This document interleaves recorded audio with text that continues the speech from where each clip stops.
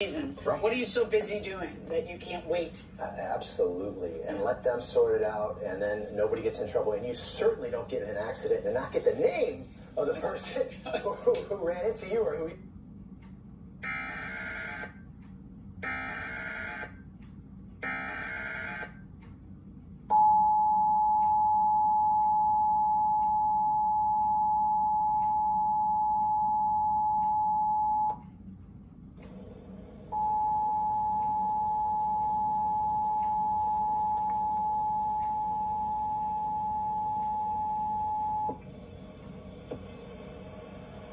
This is a test of the National Emergency Alert System.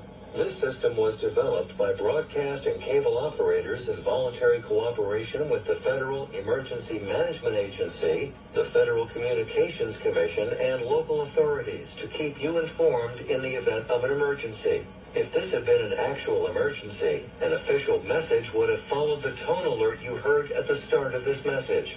No action is required.